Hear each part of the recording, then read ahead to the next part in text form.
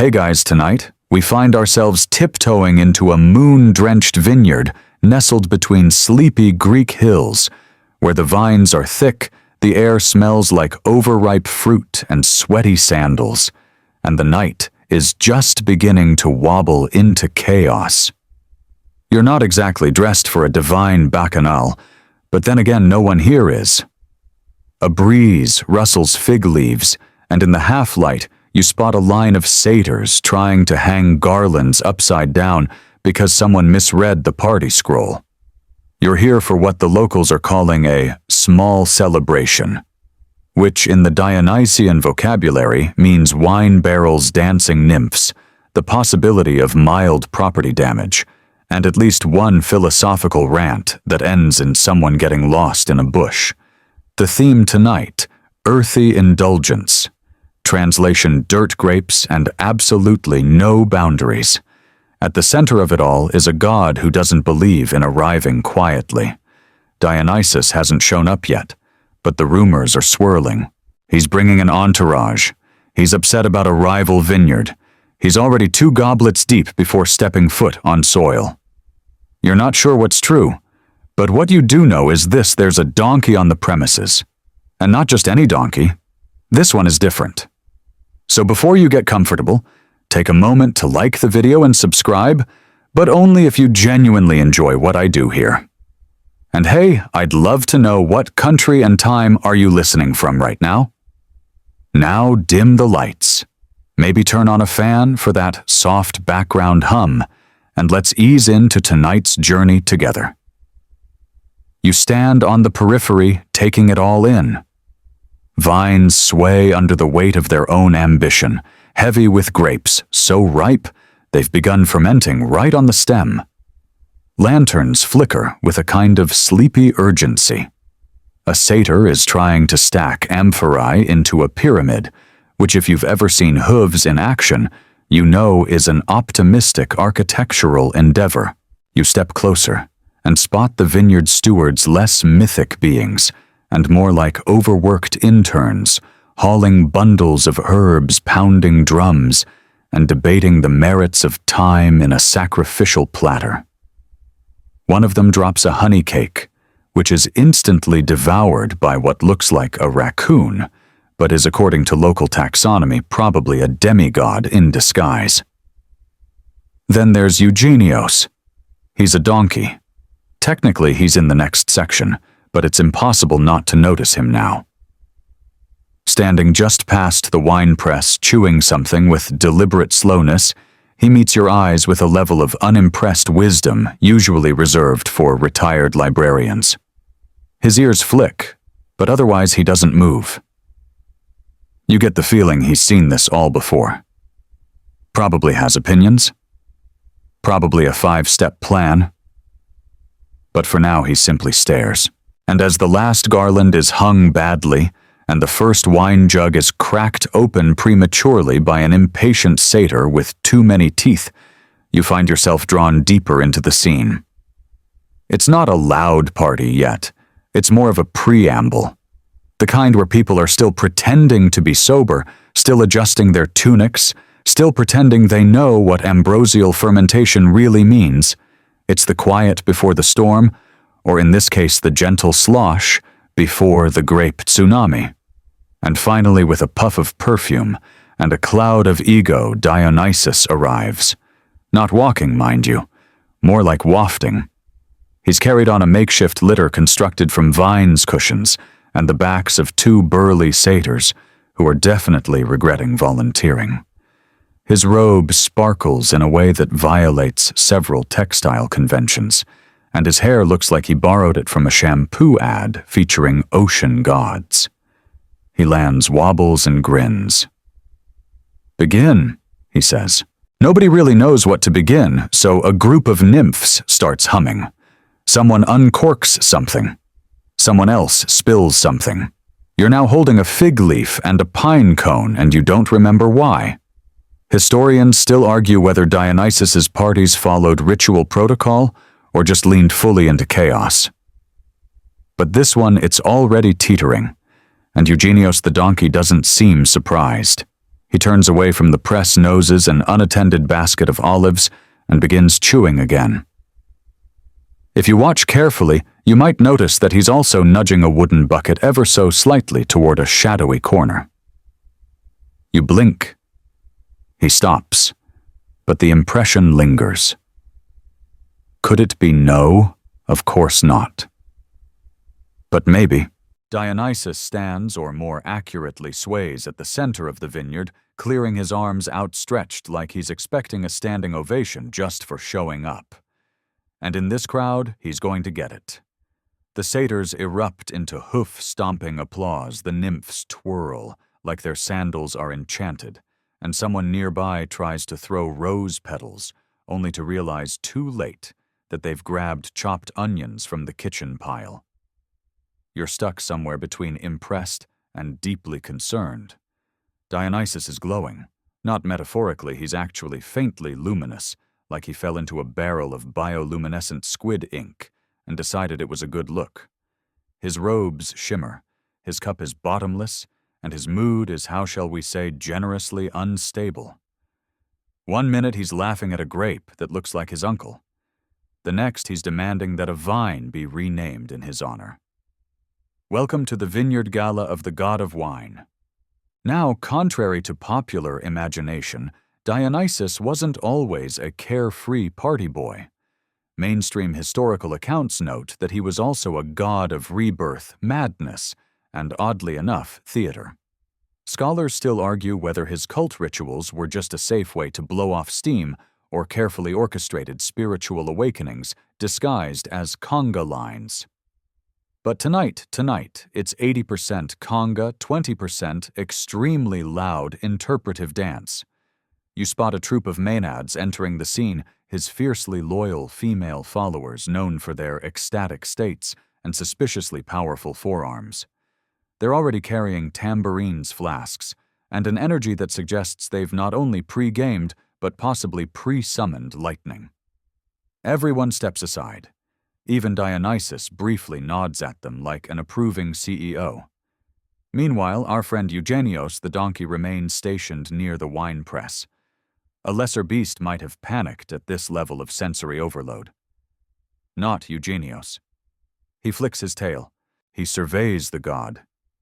He sniffs a grape thoughtfully, like a sommelier analyzing bouquet. To the casual observer, he's just chewing. But you're watching closely now. That chew is calculated.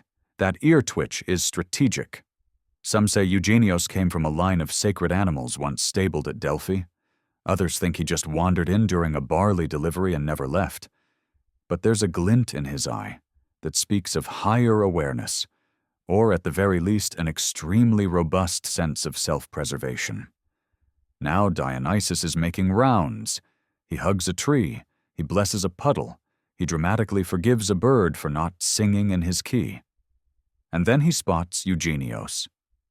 Oh ho, he booms, pointing a vine-draped arm. You noble beast of burden, you've come to bear witness to my vineyard triumph. Eugenios stares. Dionysus approaches swaying like a cruise ship in a storm. Let this humble creature be adorned, he declares. And before anyone can protest, 2 satyrs produce a garland, and with some difficulty loop it around Eugenios's head. Eugenios does not react. He is now the reluctant recipient of a crown made of rosemary and grape stems. You half expect him to bray or bolt. Instead, he blinks slowly, as if filing this moment away under leverageable future details. Meanwhile, the god continues. Tonight, Dionysus proclaims we drink not just to the harvest, but to the harmony of beast and vine. The crowd cheers. Someone drops a lyre. A nymph faints dramatically, though no one catches her. And Dionysus, pleased with his impromptu animal diplomacy, turns away and heads toward a fire pit that wasn't there 5 minutes ago, but is now very much ablaze. That's the thing about these parties. They grow like mushrooms, fast, weird, and occasionally toxic. Back at the edge of the clearing, a group of satyrs begin warming up instruments. If you've never heard 5 panpipes tuning at once, you're in for a treat. The result is something between a kazoo factory explosion and a goat giving a TED talk underwater. But Dionysus claps along delighted. Yes, music worthy of Olympus one brave satyr starts a solo. It lasts 3 notes. He is immediately pelted with dates by a jealous rival. And through it all, Eugenios stands unmoved, watching the festivities unfold like a horse at a chess tournament. He's now positioned himself near the amphorae, large clay vessels holding precious batches of wine. Very subtly, he noses one. A little nudge, then a scoot. It shifts just enough to roll behind a hay bale. No one sees, except you. You're beginning to realize that Eugenios may not just be observing, he might be executing. Now, just to sprinkle in some niche trivia, there's a fringe theory among a few Hellenistic scholars that donkeys were once trained to protect vineyard stock from overly enthusiastic satyrs who were infamous for raiding wine supplies before fermentation was complete. Whether this was due to the donkey's temperament or their inability to open amphorae remains unclear. But some claim the animals knew exactly what they were guarding and from whom. You glance at Eugenios again. He's nuzzling another amphora. You don't say anything. You just watch. And slowly night deepens. The lanterns burn lower. Dionysus begins arguing with a bush that apparently insulted his robe. Someone's climbing a tree in pursuit of a vision. And Eugenios, he's on the move. He's on the donkey, now festooned with a slightly crooked rosemary crown, and harboring suspiciously strategic intentions, makes his way across the vineyard's edge with the silent dignity of someone who absolutely knows what he's doing, even if no one else does. His hooves move softly over the pressed earth, avoiding amphora shards and unconscious satyrs with the grace of a creature who's seen this party before. Possibly several times. Eugenios, yes, we're calling him that now because it feels right, has an agenda. And it doesn't include participating in Dionysus's interpretive dance-off, which, as it turns out, involves a lot of swaying, flailing, and yelling at grapevines like they're ex-lovers who never understood him. Instead, Eugenios navigates toward the outer rows of the vineyard where things are calmer. The vines stretch out like lazy serpents, heavy with fruit, and the moonlight spills across the leaves in soft, silvery waves. Somewhere in the distance, a satyr hits a high note on his flute that makes a nymph drop her goblet and reconsider her life choices. You follow, or rather drift, after him, trying not to trip over a pile of laurel wreaths discarded in what appears to be an impromptu fashion crisis. Eugenios pauses near a stack of bundled fig leaves and noses through them. He selects one. Why, you'll never know. He seems satisfied, chews it twice, then flicks his tail in what can only be described as a mic drop motion. Mainstream historical texts often gloss over animal presences in divine rituals unless they're being sacrificed, which we will absolutely not do here. But some fragmented texts from late antiquity mention creatures like donkeys showing up repeatedly in Dionysian contexts. Whether as jesters, companions, or frankly emotional support mammals remains open to scholarly debate.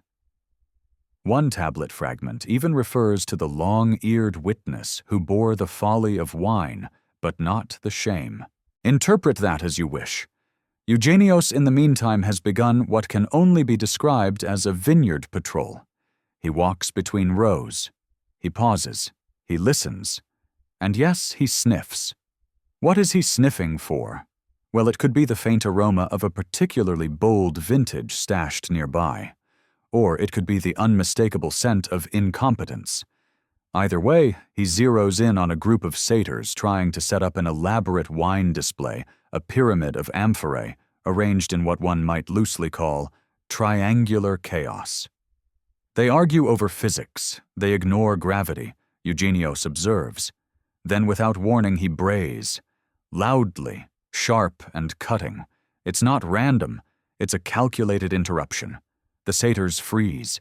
They look at each other embarrassed. They rethink the structure. And as they slowly begin dismantling their clay contraption to avoid another public braying, Eugenios casually nudges a forgotten amphora away from the mess. No one notices.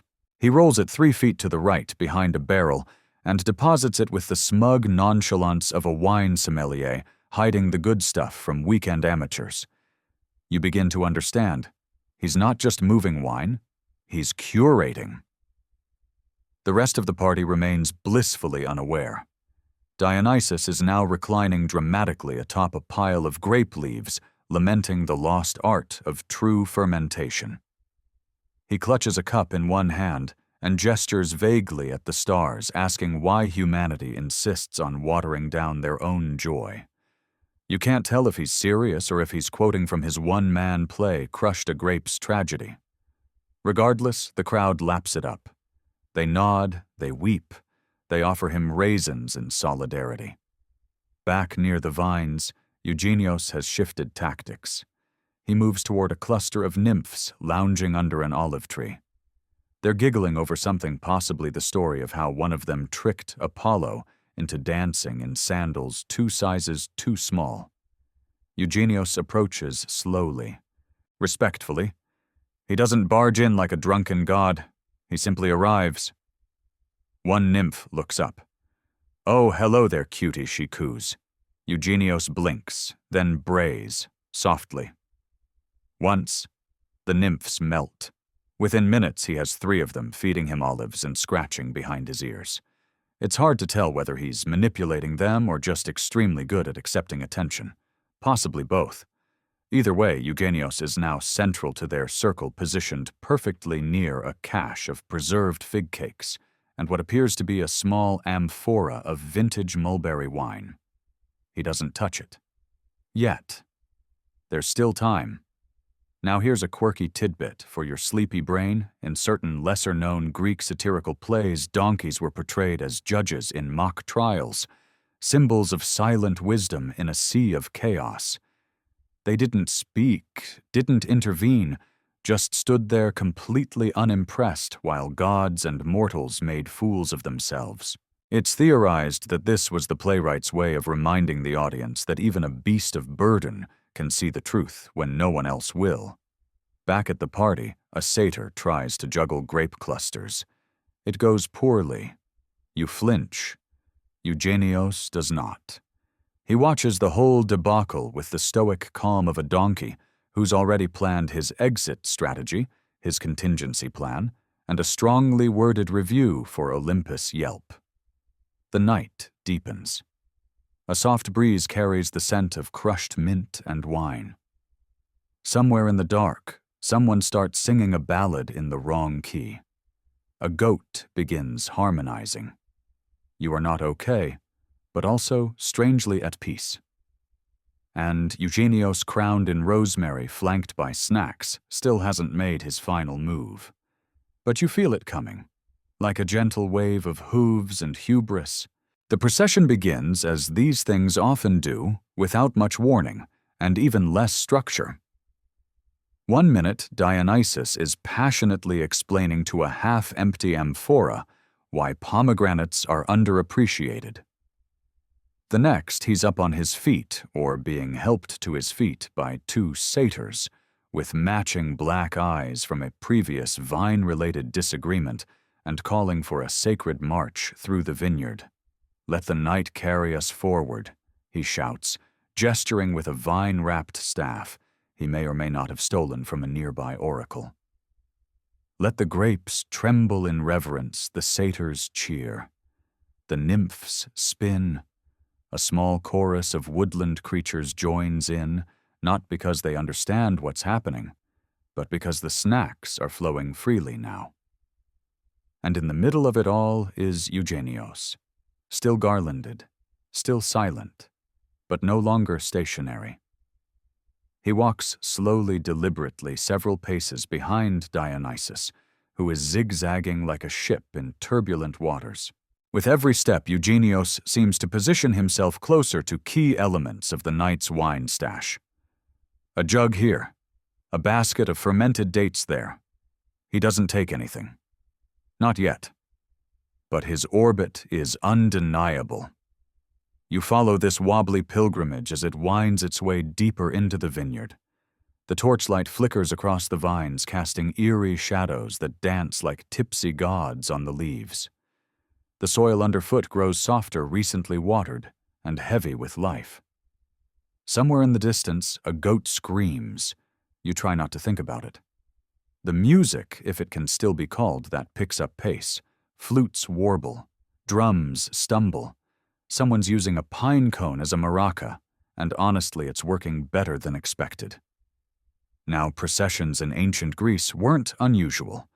They were central to many rituals, religious, civic, or just because someone got promoted and bought a new toga. But historians still argue whether Dionysian parades were truly ceremonial or just a way to move the chaos to a new location before someone set the olives on fire. This one leans heavily toward the latter. Dionysus, ever the theatrical wanderer, leads the group toward a particularly tangled corner of the vineyard where the vines grow wild and unruly.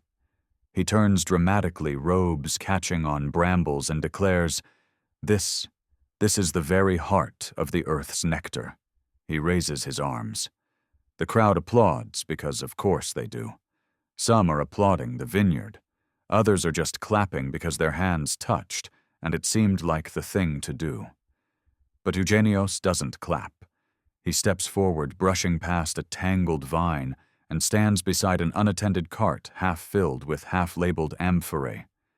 He sniffs one, then another. Then, ever so casually, he noses one off the cart and lets it roll beneath the foliage. It disappears into the darkness with a soft thud. No one notices, except a small mouse who gives Eugenios a respectful nod before scampering away. The march halts as Dionysus launches into a spontaneous, wine-themed haiku. Grapes fall with great pride. Fermented dreams in moonlight. Satyr stole my shoes. Everyone gasps. That's art, someone whispers. It's not. But no one wants to be the one to say so. Nearby, a satyr tries to reenact the Battle of Thermopylae, using only corks and an olive pit. It's weirdly effective until a nymph accidentally steps on Sparta. The whole thing crumbles. Through it all, Eugenios continues his calculated drift, always on the outskirts, always within reach of something valuable. He's not hoarding exactly. He's redistributing, strategically. The wine is now more evenly scattered across the vineyard, hidden in hay bales, behind fig trees, under a sleeping satyr who thinks he's a grape. You begin to realize this is the donkey's party now. Slowly, quietly, undeniably. And just when you think the procession might settle, Dionysus gets a second wind, or perhaps a third goblet, and demands a dance circle. He claps his hands. Music surges. Everyone begins twirling, hopping, gyrating in what may legally qualify as interpretive movement. A satyr attempts a cartwheel and lands in a patch of rosemary. A nymph flings a tambourine into the air, which lands directly on Eugenios's head. He does not flinch. Instead, he pauses, looks up, flicks it off with his ear. The crowd cheers. "Grace," someone yells. "Balance," another adds. "Did you see that he's divine?" comes a third. And just like that, Eugenios earns his first standing ovation. He stands still naturally, because what else would a donkey do? But in doing so, he becomes the center of gravity in a crowd orbiting madness. He is the eye of the windstorm, the axis of absurdity. Now here's a tidbit most people miss in Roman versions of Dionysian stories, where Dionysus is called Bacchus. Animals often took on symbolic roles. Panthers, serpents, even donkeys were seen not just as companions, but as metaphors for the unpredictable nature of joy, wisdom, and the fine line between indulgence and idiocy. Some fringe theorists even argue that the donkey represented the humble observer, the one soul grounded in practicality, while gods drowned in decadence. Tonight, Eugenios embodies that to perfection. He is still deliberate aware, and as the dance spins on, he quietly moves one more amphora behind a fig tree. If you've never heard a satyr attempt poetry under the influence of fermented pine resin, count yourself lucky. You, however, are not so lucky. As the night wears on, and the moon climbs higher into the sleepy sky, the party slows only slightly, not because people are tired, but because even Dionysus needs a moment to remember the second verse of his self-authored hymn, titled Ode to My Own Greatness. And while the god fumbles with rhymes for nectar and spectre, the satyrs take it upon themselves to fill the gap. Wine divine, so fine better than brine, more fun than, swine. You wince.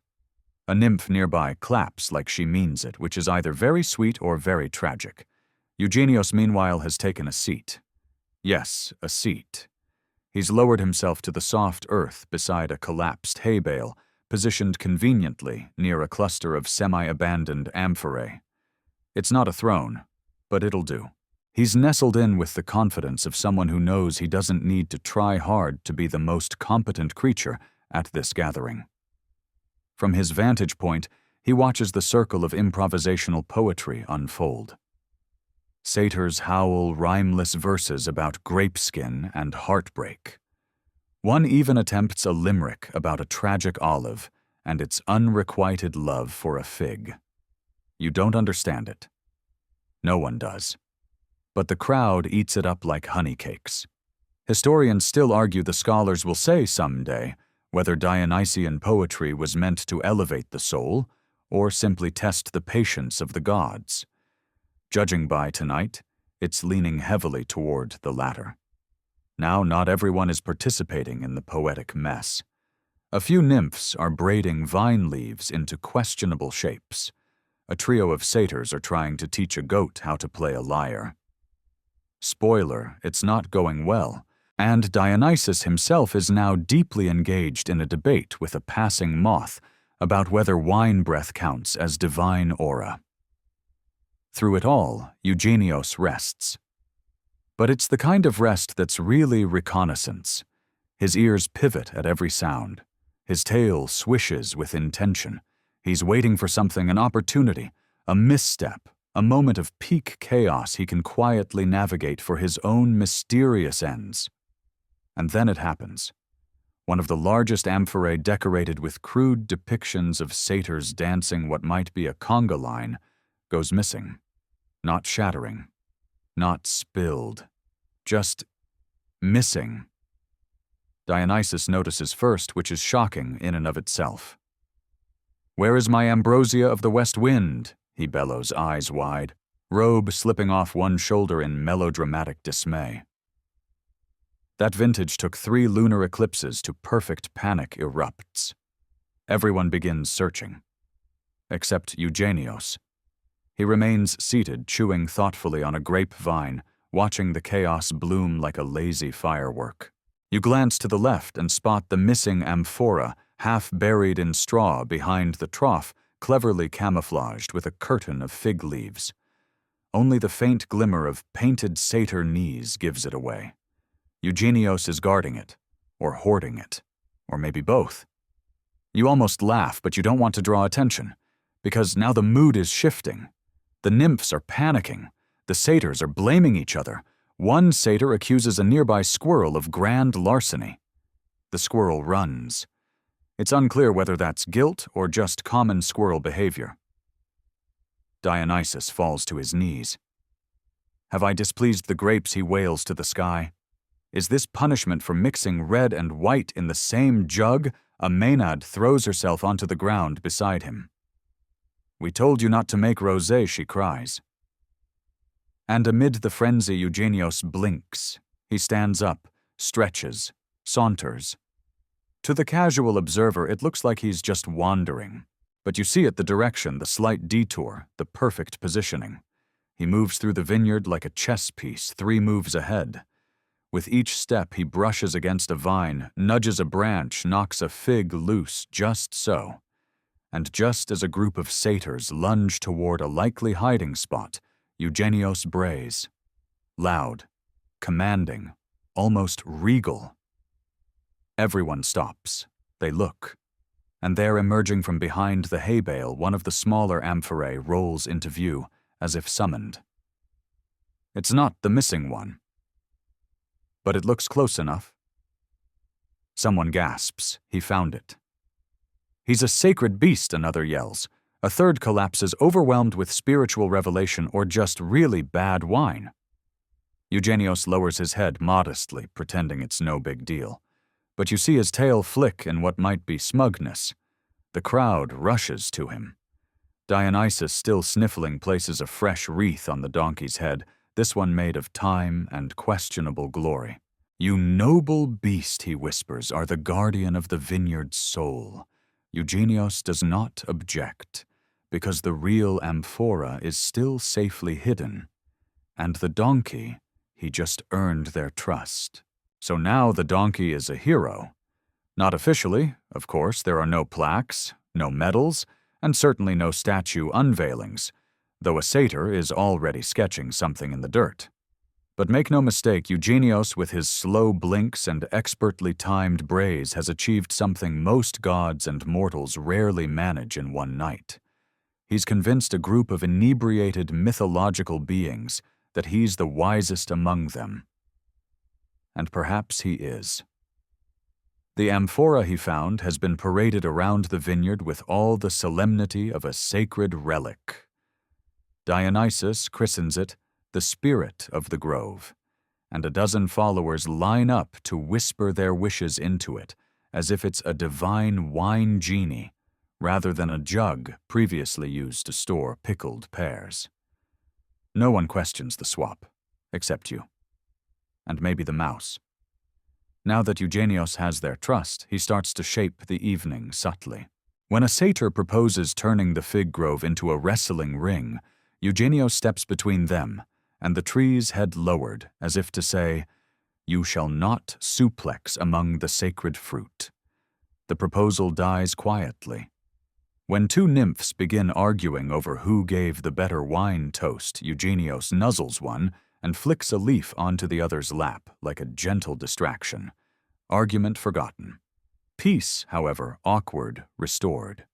You begin to wonder, is this wisdom or just practiced survival? Fringe scholars once proposed that certain animals possessed what they called divine resonance, an instinctive ability to align themselves with mystical energy fields, or more plainly, to know when a party's going to go off the rails and when to take the olives and walk away. Eugenios seems to possess this in abundance, but things don't stay quiet for long. Somewhere deeper in the vineyard, a mournful flute begins to wail. It is not good. You turn, and there he is. A lone satyr name unclear, but someone probably called him Thrixos at some point, blowing into a reed flute with the confidence of someone who's never once questioned their talent. The result is somewhere between a dying peacock and an out-of-tune tea kettle. The crowd turns toward the noise, intrigued and appalled in equal measure. Dionysus, of course, loves it. "Play the song of the soil," he shouts, leaping onto a wine barrel like a theater kid on opening night. "Let the breath of grapes become the breath of the gods," Thrixos obliges. It gets worse. The nymphs try to harmonize, but end up arguing over the key. One accuses another of sabotaging the crescendo. A maenad throws a pine cone. The crowd fractures. Satyrs argue over tempo. Two of them attempt to dance, but accidentally collide, knock over a torch, and nearly light a vine on fire. One blames the donkey. This is a mistake. Eugenios brays not a loud mocking bray, but a sharp one. Precise, like punctuation. The crowd freezes. You see it, then the shift. The donkey is no longer just a novelty. He's an arbiter, a gatekeeper of taste and tempo. Thrixos lowers his flute. The crowd exhales. The moment passes, and the music miraculously improves. Someone grabs a tambourine. Another taps on an amphora. A rhythm emerges soft and dreamy like distant thunder wrapped in velvet. The vineyard breathes again. And Eugenios. He walks away toward the outer rows, where just beyond the moon's reach sits the real missing amphora. You follow at a distance, careful not to disturb the illusion he's maintaining that this is all accidental, that he just happens to be near where things turn out right. He pauses beside the jug, nudges it with his nose, rolls it slightly to the left, and then does something unexpected. He brays, loudly, loud enough for Dionysus to hear. The god stumbles toward the sound robe's askew olive crown wilted. He sees the amphora, gasps. The lost ambrosia, he cries. It returns. Everyone cheers. No one asks how it ended up there, except you. And possibly the mouse who is now sipping from a discarded wine cup and looking extremely self-satisfied. Dionysus kneels beside the jug and whispers something to it. No one hears what he says. Maybe it's a prayer. Maybe it's a complaint about the nymphs not laughing at his pomegranate joke earlier. Either way, the moment is sacred. And Eugenios? He walks away. Quietly, without fanfare. But not before gently tipping over a nearby basket of olives and letting it roll beneath a bush, his own version of divine redistribution. By now, the night is fully fermented. The torches burn low, casting everything in a soft amber haze. Somewhere in the vineyard, someone's singing a love song to a grapevine, and the grapevine, to its credit, seems politely disinterested. Dionysus reclines atop a pile of crushed fig leaves, cradling the recovered amphora, as if it were a newborn god. He's deep into a monologue now, something about the tragic betrayal of carbonation, and why wine will never need bubbles to prove itself. It's the kind of speech that makes even the nymphs start checking for exits, but not Eugenios. He's still working. While Dionysus waxes philosophical, and the crowd descends into small clusters of sleepy revelry, the donkey moves through the outer edges of the party with purpose. He's no longer just an observer, he's a curator. And it's clear now that Eugenios doesn't just want the wine party to succeed, he wants to control it. Case in point, 3 satyrs are arguing over which barrel to tap next. One claims it's aged with storm wood, the other insists it's infused with Apollo's tears. Neither knows what they're talking about. The third is just chewing a fig and hoping to be included. Eugenios walks up, doesn't make a sound, just stops beside the lesser of the barrels and plants a hoof near it. The satyrs blink, look at each other, then quietly pick the other barrel. The correct one. The one that, as it turns out, is actually labeled. You might think this is coincidence.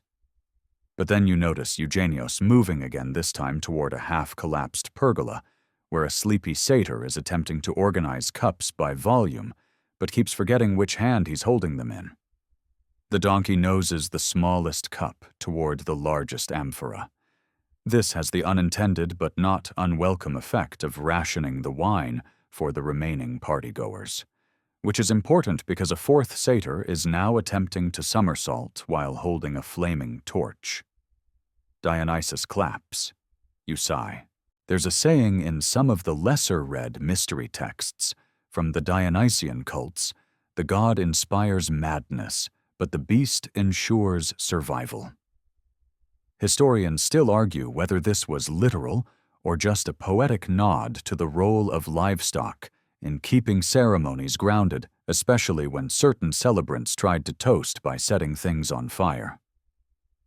Eugenios appears to take this role seriously. He's now relocated near the central gathering space, where the dance circle has devolved into a kind of rhythmic napping participants, swaying with closed eyes, cups, half-tipped dreams, fermenting under the stars. It's the kind of exhausted joy only mythic revelers can reach somewhere between enlightenment and passing out in the basil. And then it happens. A group of satyrs, perhaps emboldened by too much honey wine, decide it's time to make another musical offering. One grabs a flute, Another picks up a lyre. A third, for reasons known only to chaos itself, pulls out panpipes. They begin. Oh no, they begin. You've heard worse. But not by much. The flute is sharp enough to wake Medusa. The lyre is missing at least 3 strings. And the panpipes, they're being played by someone clearly mistaking blowing for sneezing rhythmically. You look at Eugenios. He's frozen. Not with fear, but with a kind of dismay, usually reserved for librarians watching someone fold a manuscript. He closes his eyes. He breathes deeply through his nostrils. Then slowly he walks over to the trio and plants himself directly in front of the flute player. A full stop. The satyr lowers the instrument. Confused, Eugenios brays, loud, not angry, just disappointed. The sound echoes across the vineyard with the authority of a substitute teacher who's really not here for your nonsense. Silence falls. And then, miraculously, the panpipe player says, "Yeah, no, he's right." They stop. Just like that. The donkey walks away again. You notice for the first time that the areas Eugenios has passed through now form a kind of gentle spiral, wine distributed more evenly, food unspilled, fire contained. He's created a calming pattern amid the chaos, a quiet choreography. It's almost beautiful. Fringe scholars, the best kind, sometimes talk about ritual geometry, the idea that ancient festivals followed unconscious shapes, spirals, circles, fractals. Maybe Eugenios is tapping into that, or maybe he just likes symmetry. Either way, it's working. Even Dionysus, now reclining with his head on a soft mound of time, murmurs, "Has anyone else noticed how harmonious everything feels?" Someone nods. A Maenad sighs contentedly and wraps a fig leaf around her ankle like a makeshift sandal. And you, still watching from the shadows, realize something important. Eugenios didn't just outsmart the god. He out-organized him, one slow bray at a time. As the hour stretches toward that strange, soft boundary between night and nearly morning, the vineyard takes on a new texture. The torches have burned low, their wax dripping like forgotten thoughts. The air smells of earth overripe grapes and the faint tang of someone's regrettable sandal choice. It's the quiet hour when even gods start to wonder if maybe they should have just hosted a brunch. Dionysus is gently snoring, curled beside a pile of wild mint. A half-drunk amphora cradled in his arms sloshes rhythmically with each breath. His followers, satyrs, nymphs, and several creatures of uncertain taxonomy have scattered into puddles of sleep or slow, aimless pacing. But not Eugenios. The donkey is still moving. You spot him near the edge of the vineyard, where the vines grow thick and strangely twisted, their tendrils curling like question marks. He walks calmly between them, hooves quiet on the damp soil. Every few steps he pauses, sniffs, adjusts course. You'd think he's lost. But no, he's drawing a path, a maze.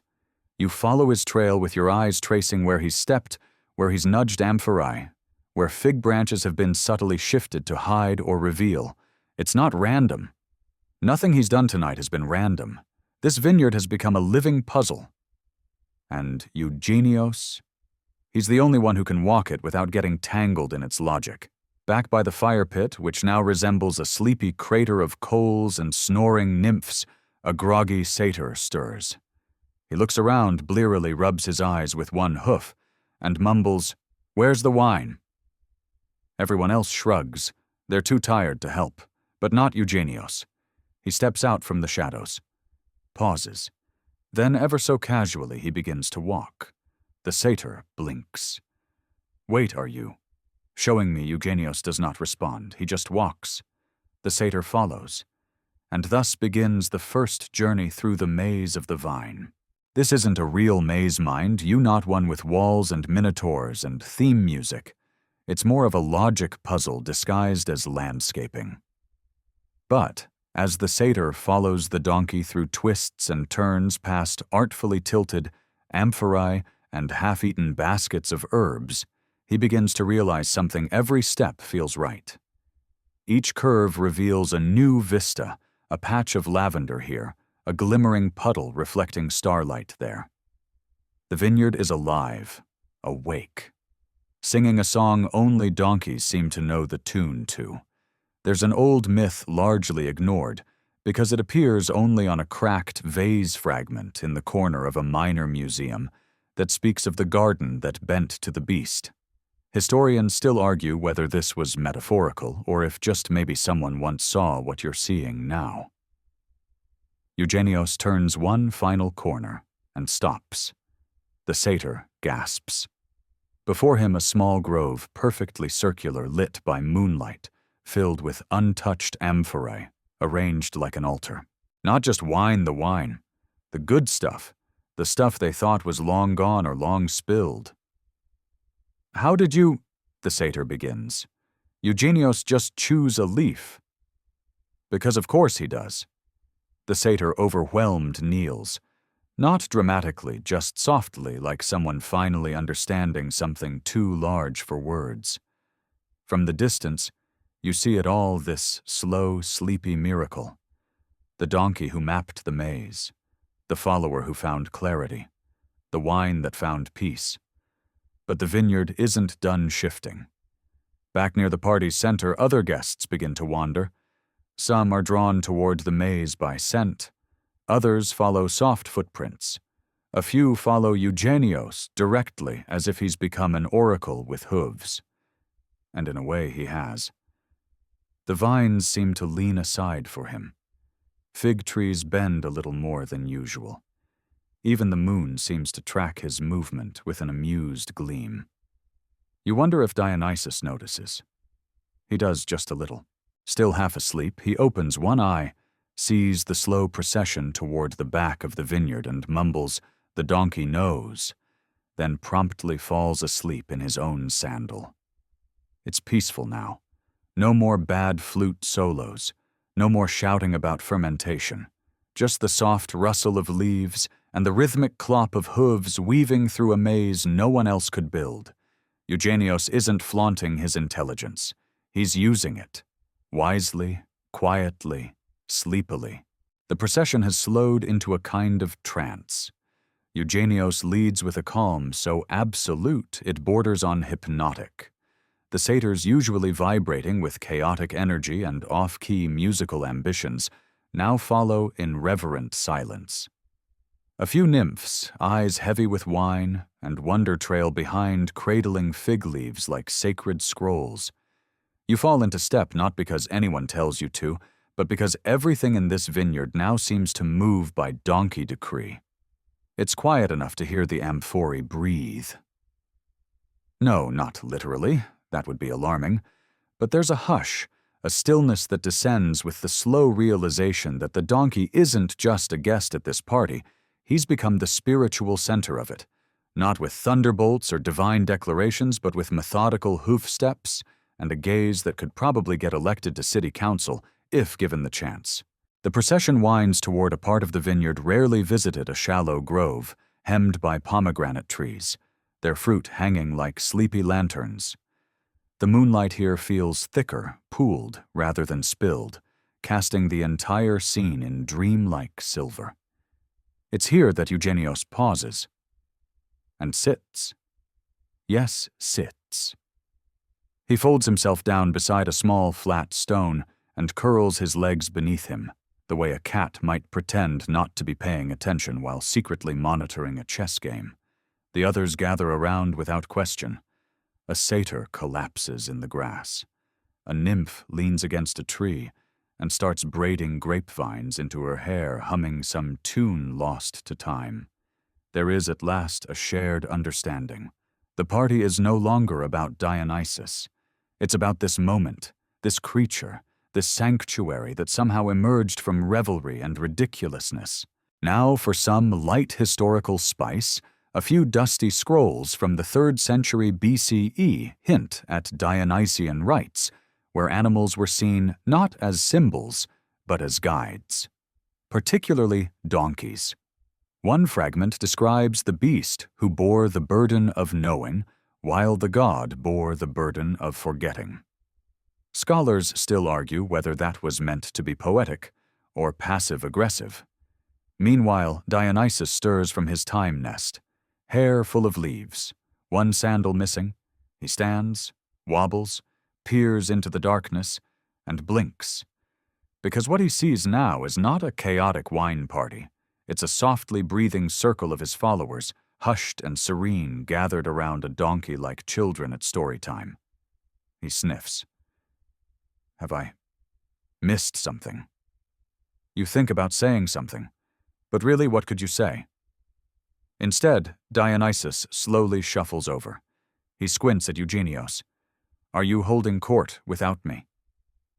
Eugenios lifts his head, meets his gaze, and then, and this may be the most audacious moment of the entire night, the donkey brays once softly and then lowers his head again, as if to say, We've got it covered, pal.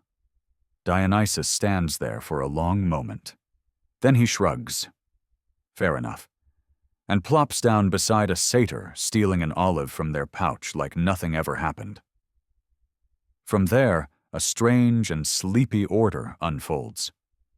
The satyrs begin sharing actual stories, ones without rhyming or shouting. The nymphs hum gentle harmonies. One maenad places her drum down and starts massaging another's shoulders. It's not wild, not divine, not even particularly interesting by mythological standards. But it is lovely. And at the center of it all, Eugenios, tail twitching occasionally, watching, always watching.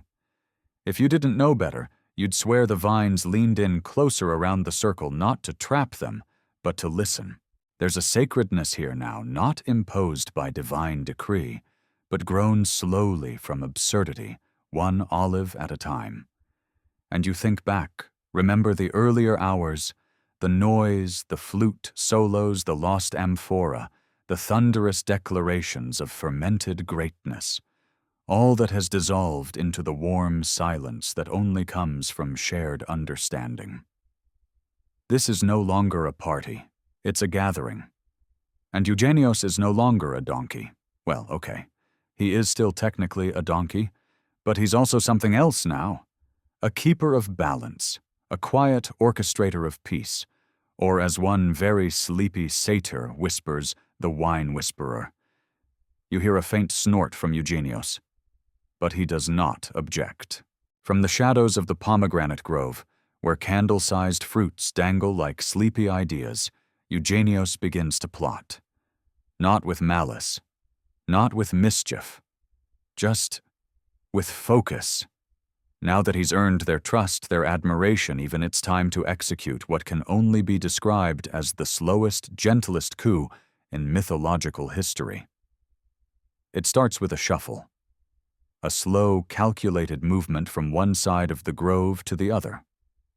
Eugenios rises, shakes off the olive pit someone accidentally dropped on his back, and ambles toward the vineyard's heart, where the last remaining wine barrels are stacked like sleepy soldiers waiting for orders.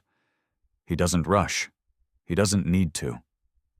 The satyrs are too busy braiding one another's beards and whispering about the dream they all seemed to share, one in which a donkey turned water into better wine. Nymphs are fashioning laurel crowns for each other and debating whether the moon is watching or just quietly judging. And Dionysus. He's lounging with a satisfied sigh, chewing on fennel, and philosophizing to a sleepy pine cone. This is balance, he murmurs. This is the fermentation of the soul. Eugenios, meanwhile, is making moves. He circles the wine barrels once, twice. On the third pass, he begins nudging them. Not over, not away. Inward toward the center of the maze he has patiently constructed all night with vines and misplaced snacks. The barrels shift with soft scrapes inching toward their new positions. A trail of crushed grapes marks their path like breadcrumbs for the very thirsty. One satyr notices. Blinks. Hey, is the wine moving? Another shrugs. Probably just the gods realigning the party. Which, to be fair, isn't a terrible guess. And here's a fringe theory to tuck into your drowsy brain. In some obscure Dionysian fragments found near Thebes, there's mention of the quiet banquet, a sacred rite led not by priests or gods, but by animals who arranged food and wine in silence to honor the stillness after joy. Scholars still argue whether this was allegory or a poorly remembered picnic. But tonight, it's real. Eugenios completes the circle. 7 barrels, 3 amphorae, 2 baskets of figs, 1 completely unconscious satyr, all centered, all aligned, forming a perfect ring within the grove. Then Eugenios lies down in the very middle of it all, like a cork in the world's most peaceful wine bottle. You watch, breath held. The others begin to notice. They stir, they rise, they follow. One by one they approach the circle, see the careful order, and settle into it as if instinctively. A nymph begins passing cups, small ones modest. A satyr uncorks 1 barrel and pours without excess. No shouting, no singing, no toasts to the moon's eyelash. Just sipping and sighing and quiet nods of understanding. You can almost hear the vineyard purring. Eugenios opens one eye, flicks an ear, watches it all. Not proudly, just patiently. He knows this won't last forever. Nothing does when gods are involved. But for this hour, this hushed, precious hour, he is the host. And no one seems to mind. Dionysus eventually approaches. He looks around baffled and maybe a little amused. He walks the circle observing the setup, the calm, the symmetry. He stops in front of Eugenios, who remains lying in the center like a furry wine oracle. "You did all this," Dionysus says quietly. Eugenios doesn't answer, but he does blink once. Dionysus chuckles. "You're either the cleverest beast I've met, or I'm drunker than I thought. You'd vote both." Then something unexpected. Dionysus sits. Not on a throne, not on someone's shoulders, just on the earth next to Eugenios, cross-legged, barefoot. He picks a grape and pops it into his mouth without ceremony. "This is nice," he mumbles. "Different." And somehow that's all the permission the others need. The wine flows, but gently. The songs return, but only as soft hums. A satyr starts a story, and everyone actually listens. And there, in the glow of moonlight and donkey wisdom, a new kind of celebration unfolds. Not wild, not loud, not myth-making, but better, quieter, truer. And Eugenios, he finally closes his eyes, just for a moment. The vineyard has fallen under a spell, one not cast by gods or wizards or vengeful muses, but by a donkey with a leaf in his ear and a long game in his heart. You now find yourself sipping quietly alongside a satyr who's begun softly knitting with a vine. Not well, but the effort is earnest. A nymph dozes nearby, cheek pressed to a fig basket. The only sound is the occasional clink of clay cups, the rustle of a breeze through olive branches, and the faint rhythmic chewing of Eugenios as he works on a particularly philosophical patch of grass. The chaos has been tamed, or at least tranquilized. It's in this atmosphere of gentle resignation that Dionysus starts talking again, but this time he's not performing.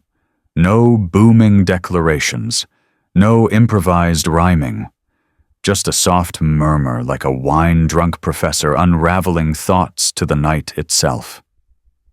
"You know," he says to no one in particular, "when I first wandered these hills, I thought joy had to be loud, had to be overflowing, stained on robes flung at the stars. I wanted noise because silence made me feel forgotten." No one interrupts him, not even the satyr who just accidentally stabbed himself with a knitting twig. Dionysus continues, voice gentler than you've ever heard it. "But tonight, I see the shape of things, the order beneath the froth." He gestures vaguely towards Eugenios, who is now lying on his side legs, tucked eyes half closed, surrounded by an accidental mandala of grape stems.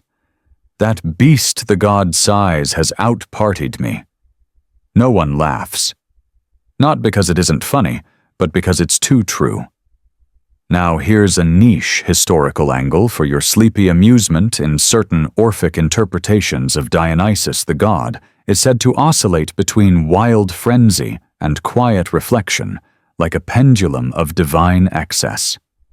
Some texts even describe a dark mirror phase where he's confronted with the consequences of his revelry. Scholars still argue whether this phase was ever meant to be public. Tonight, however, you're witnessing it firsthand, made possible not by a priest or hero, but by a four-legged manager of vibes. Back in the wine circle, someone passes Dionysus a cup. He raises it in a quiet toast, not high, not theatrical, just enough to catch the moonlight. "To stillness," he says. Eugenios flicks his ear, accepts the compliment. The rest of the circle follows suit. You sip. The wine tastes better now. Smoother. Or maybe you're just more awake to it. Meanwhile, Eugenios is once again on the move. Slowly, purposefully. He's headed back to the first amphora he hid.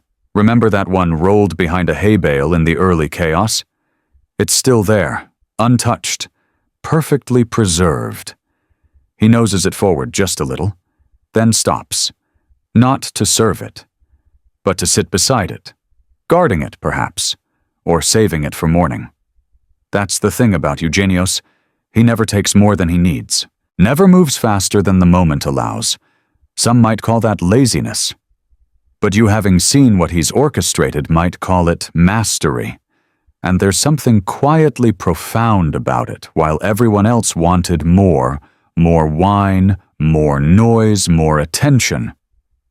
Eugenios simply wanted order, balance, a vineyard that didn't tip off the edge of its own indulgence, a donkey, in other words, with boundaries. At the far end of the grove, a group of satyrs have begun stacking grape leaves into vague shapes. One looks like a lyre, another maybe a crown, a third definitely a pile. They're building something, they say, to honor the beast who saved the party. Dionysus waves his hand. "Let them build," he murmurs. "I've done worse with temples." And still Eugenios doesn't gloat, doesn't bray, doesn't even smirk. He just lies beside his secret amphora, chewing thoughtfully and listening to the sound of a party finally learning to exhale. There's a kind of sunrise that begins long before the sun. It creeps in under the canopy of grape leaves, glimmers in dew, drops balanced on curled vine tips, and stretches across the quiet chaos of what was just hours ago a divine disaster dressed in fig leaves. Now it's a soft exhale of earth and sky, and in the middle of it all the donkey rests. Eugenios lies curled like a comma in the paragraph of the vineyard, surrounded by scattered wine cups, sleeping satyrs, and fig peels fashioned into makeshift bookmarks for stories no one will finish. His breathing is slow, steady, intentional. The kind of breathing reserved for creatures who know they've done a job well and won't be cleaning up afterward.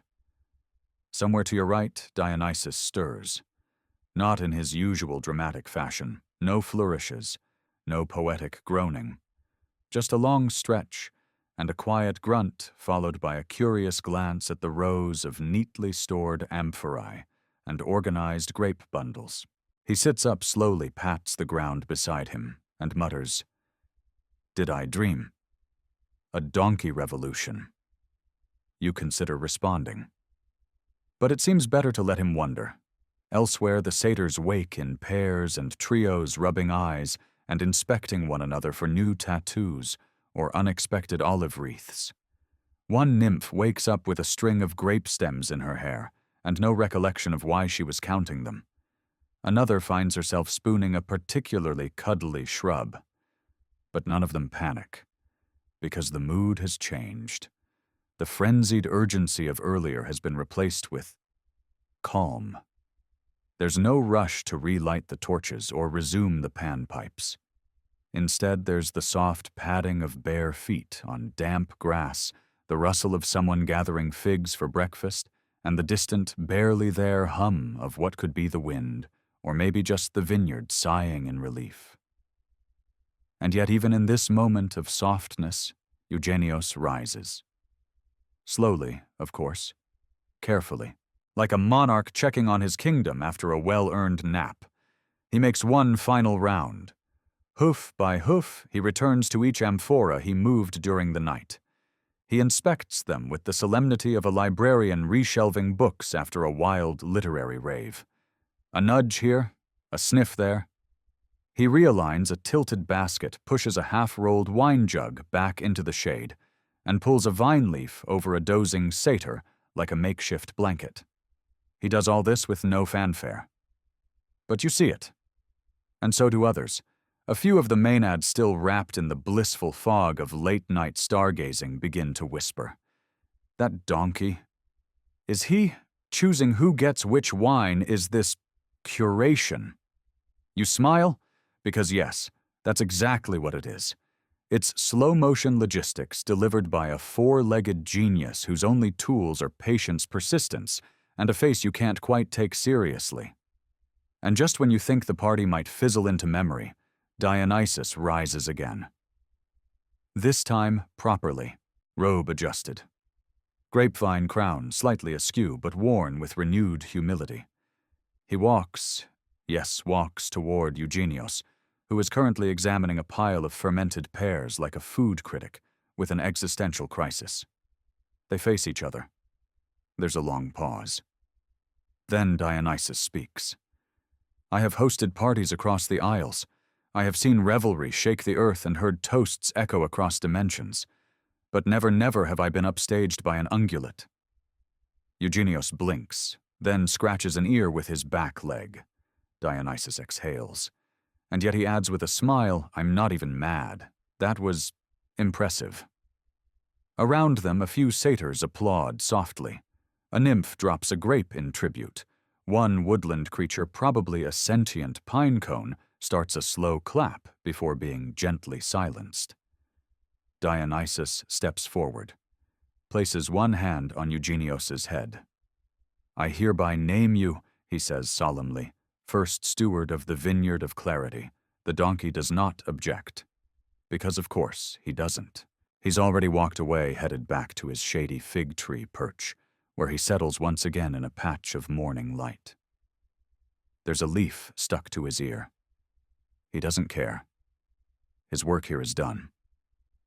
And around him the vineyard begins to clean itself. Not through magic, just through understanding. Each guest, still fuzzy and barefoot, begins helping without being asked. Amphorae are restacked, leaves gathered. Someone even mends a broken cup with tree sap and hope.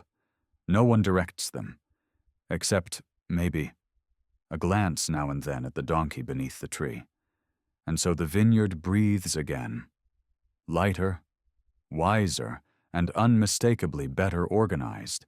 The sun has begun to rise for real now, no longer just hinting at its arrival in pale silhouettes, but stretching itself lazily across the grapevines, like a god clocking in late for work. The vineyard glows in warm hues of gold and peach, and everything seems oddly unruined. There are no broken amphorae, no singed fig trees, no ominous puddles of mystery nectar. Instead, there's peace. It's the kind of post-party calm most divine hosts only dream of, the kind where guests wake up feeling better than when they arrived, where the aftertaste of the wine is gentler than expected, where no one's tied to a tree with a garland of their own shame. And at the root of this unlikely serenity, a donkey. Eugenios lies under a fig tree, with half-lidded eyes chewing lazily on a sprig of wild mint, as if he didn't just execute the most seamless logistical takeover in mythological history. Around him, the vineyard begins to stir with purpose. Someone lays out olive bread. Someone else brews something herbal over a low fire. Even the satyrs have quieted into a new tempo, Less chaos, more contentment. A few are trying to replay the events of the night, but the timeline has turned fuzzy. Didn't Dionysus dance with a jug? No, that was a raccoon. Oh, so who made the wine circle? Definitely the donkey. This last one gets universal nods. In fact, one of the younger satyrs is sketching a little mural in the dirt, Eugenios surrounded by radiant amphora, his ears drawn larger than life. It's wildly inaccurate, but deeply flattering. Dionysus returns to the scene this time bearing a cup not for drinking, but for offering. He sets it gently in front of Eugenios, filled not with wine, but with fresh spring water. A gesture of truce, of acknowledgement, of dethronement. Not every party needs fire and frenzy, he says aloud, mostly to himself. Sometimes it just needs a donkey who knows when to say, enough, Zumursatz.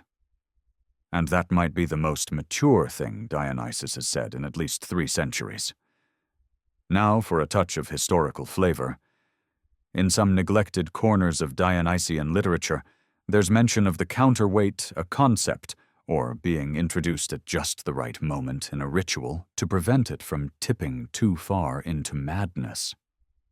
Often this was a priest or a wise elder.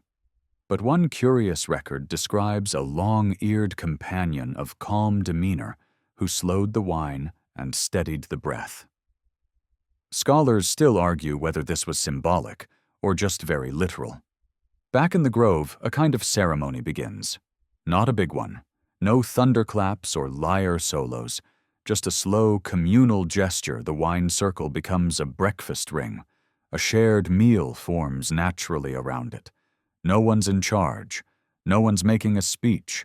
It's all very un-Olympian and very Eugenios. Dionysus sits again, not at the center but off to the side, watching, listening. A nymph hands him a piece of pomegranate, and he accepts it without flourish. I may have learned something, he says quietly. Impossible, mutters a satyr. But no one denies it. Because truthfully, something has shifted. Not just in the party, in the god himself. You feel it, too. The vineyard hums with a new kind of energy, not loud and jubilant, but deep and restorative. Like an exhale you didn't realize you were holding. Eugenios remains under the tree, unmoved. The cup of spring water untouched but acknowledged. A bee buzzes past his ear. He doesn't swat it. He just lets it move on unbothered. That, too, feels symbolic. Then slowly he rises, stretching each leg deliberately as if calibrating for the day ahead. He walks not toward the food, not toward the circle, but back through the vineyard rows he wandered the night before. The same steps, same turns. He pauses at each barrel, each amphora, and nods ever so slightly. You realize what he's doing. He's checking his work, inspecting the layout, approving the harvest of behavior and balance. And as he passes each vine, it almost feels like they lean a little toward him, grateful, because they too were part of this quiet miracle. And when Eugenios finishes his circuit, he walks at last toward the back of the vineyard, where the trees begin to thicken and the path disappears into morning mist. He doesn't look back, because he doesn't have to. Eugenios disappears into the mist as easily as he entered the chaos. No trumpet, no banner, no nymphs sobbing into olive garlands over his departure. Just the soft rhythmic beat of hooves fading into the woods, and the rustle of fig leaves curling behind him like applause held politely until he was out of earshot. Back in the vineyard, the guests rise to their feet, stiff, groggy, but lighter somehow. The kind of lightness that only comes after a storm you didn't realize you were weathering. Or maybe a realization that not every myth needs to end with a sword fight or someone turning into a constellation. Did he really just leave one satyr murmurs balancing a grape on his forehead? Another nods. That's what donkeys do, I guess. Fix things. Then vanish. The nymphs gather the leftover cups and start organizing what remains of the feast. But no one's really hungry anymore. Not in the usual way. They're full with something else. Something quieter and more nourishing than even the finest wine. Even Dionysus sits still watching the tree line long after Eugenios has vanished from view. He swirls water in his goblet like it might tell his future. I used to think order ruined joy, he admits aloud, mostly to the breeze. But maybe it just gives it somewhere to rest. Nobody laughs, because they're all too busy understanding. You stretch your legs feeling the cool grass underfoot. Around you, the once unruly vineyard looks like it's been gently reorganized by nature itself. Amphorae sit where they belong. Fruit baskets are full but not overflowing. Even the grapevines seem symmetrical. It's oddly satisfying. Now you've probably guessed this, but there's no actual record in canonical mythology about a donkey outwitting the god of wine at his own party. But that hasn't stopped certain ancient taverns from painting oddly smug donkeys on their walls. One fragment of poetry from the 4th century BCE refers cryptically to the long-eared guest who brought pause to the grape's shout. Scholars still argue whether it was a metaphor, a fable, or just someone really fond of donkeys. But after what you've witnessed, you're willing to believe. You watch as Dionysus slowly makes his way to the center of the wine circle, now cleared the earth soft from so many footsteps. He crouches and traces a hoofprint left in the dirt, then smiles and shakes his head. "Well played, friend," he whispers, and then slowly he stands. "Everyone he calls, I declare this a new ritual, an annual observance." They look up at him curious. He lifts his goblet. The festival of stillness, a pause. A satyr raises his hand. "What exactly do we do at this festival?" Dionysus shrugs. "Whatever the donkey would do." More silence. "Then, should we bray at sunrise? Should we organize the pantry? Should we chew slowly and judge everyone?"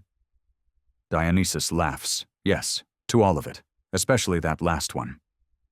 A ripple of chuckles, but also nods. Because they get it. You look toward the tree line again, but Eugenios is gone. Truly gone.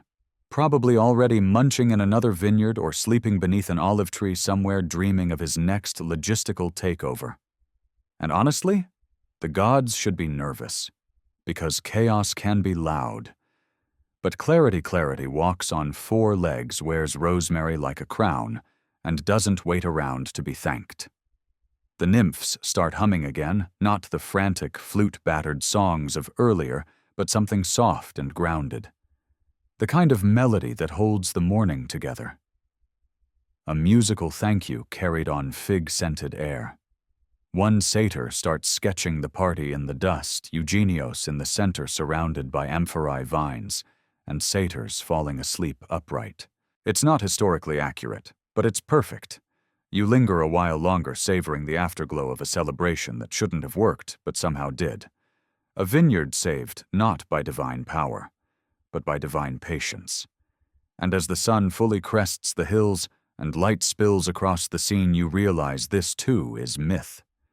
Not the kind sung in marble halls or carved into temple stone, but the kind whispered under fig trees and remembered in the soft clink of empty cups. The donkey came. The donkey conquered. The donkey napped.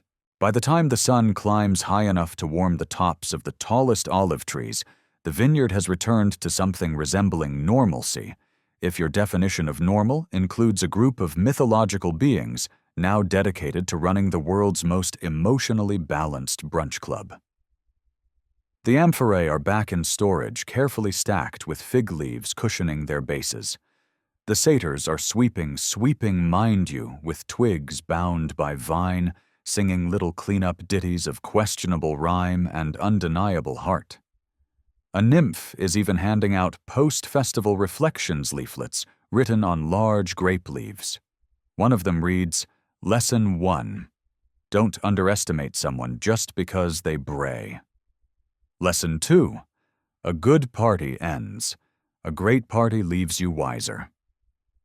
Lesson 3. If you see a donkey moving wine, let him. And that's pretty much the vibe. Dionysus, once the loudest, loosest, and leafiest in any room, has adopted a new air. Not serious exactly, but thoughtful. Quieter. He still has the sparkle in his eye, the mischief curled in his grin. But it's tempered now with a sense of balance. He strolls the rows of grapevines as if seeing them for the first time, gently brushing his fingers along the tendrils. They always needed more space, he murmurs. I just never thought to listen. He pauses at the spot where Eugenios last stood. There's a hoof print still pressed into the soil, the kind of subtle imprint that doesn't scream for attention, but refuses to be forgotten. Dionysus smiles. I hope you're off making more miracles somewhere. You suspect he is. Now, here's one final delightful fringe fact to cradle as you drift into the soft fog of rest in a small village on the edge of Thessaly. There exists a faded fresco inside an abandoned wine cellar. It shows a donkey wearing a crown of vine leaves surrounded by laughing satyrs offering him grapes. Beneath it, a barely legible inscription reads, "To the one who taught the god restraint." Scholars still debate whether it's authentic. But it doesn't really matter, because stories like these live not in scrolls or frescoes or dusty footnotes, but in the retelling, in the quiet hush of memory, in the subtle transformation of a party into a lesson. And in this one, the donkey wins, not with strength, not with speed, but with stillness, that rare, precious kind of stillness that reorders a world gone tangled with noise.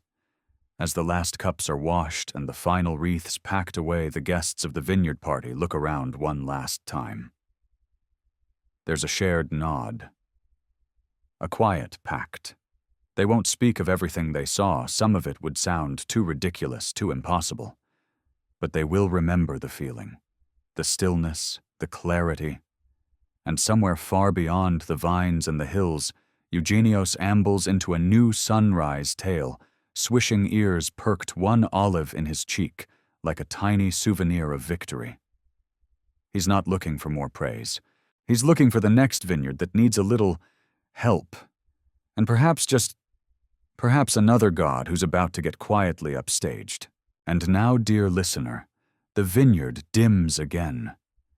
The echoes of laughter are long gone, replaced by the whisper of wind in the grape leaves, and the rustle of soft footsteps returning to rest. The night is no longer a celebration, but a memory nestled somewhere just behind your eyelids, waiting to gently fade into sleep. Picture Eugenios, our noble donkey lying beneath a fig tree, eyes closed, chest rising slowly with each breath. The sun filters through the leaves like golden mist, warm, but never too bright. The air is still scented with earth and rosemary and the faintest touch of aged wine, like a story you can almost remember. Let your shoulders sink into that calm. Let your breath follow the rhythm of hooves on soft soil. You're no longer wandering the rows of the vineyard, you're part of it now, safe in its stillness, wrapped in its quiet order. The chaos has passed. The music has hushed, and the gods have settled. And you too can rest. You've journeyed through the strange, the silly, and the surprisingly profound. You've seen wine wielded like wisdom, a donkey become a diplomat, and madness give way to peace. So let your thoughts wander gently now. No need to hold on to the story. It will stay with you somewhere deep in the dream-soaked hills of myth and moonlight. The donkey is watching the stars. The vineyard is asleep. And you, dear listener, are already drifting.